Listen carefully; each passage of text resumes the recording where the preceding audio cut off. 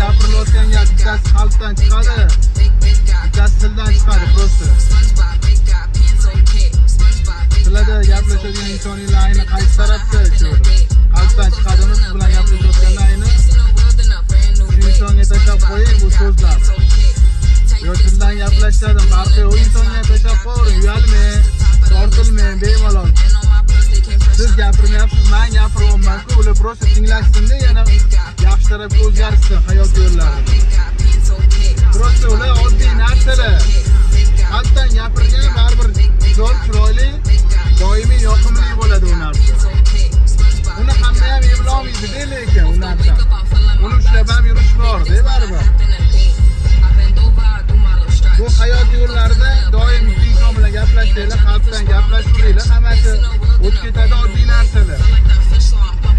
Men bugun Xitoyga borib kelayotganimda bir qiziq voqea bo'ldi-da, ko'rsanglar bor-ku.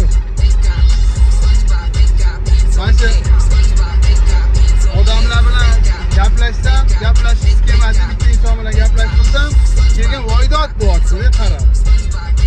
Men bu darajada dodda sen qalbdan gapirayotganing tushunib yetmay qolma. Ukam, o'rtoq yo falonchi yo pistonchi yo Nodirboy, Molotchidoch travel deyapti-da, o'zi menga qarab. Qozog'istonlik inson, O'zbekistonlik emas, Qozog'istonlik inson gapiryapti menga. Hayron bo'lib qoldim. Demoqchi bo'lganim baribir bitta inson bilan qalbdan gaplashish kerak-da, nima bo'lgan taqdirda ham. Sendan o'rgandim deyapti, lekin ancha narsa hayot yo'llariga ko'p narsani insonlarga sen dars qilib berib ketayotsan. Qaysi birinidir o'tgandir, qaysi birinidir to'g'ri yo'lda ishlatayotgandir, qaysi birinidir noto'g'ri yo'lda. Insonni o'ziga xoli, lekin seni videolaring ko'rib chiqdi, juda ham yoqimli.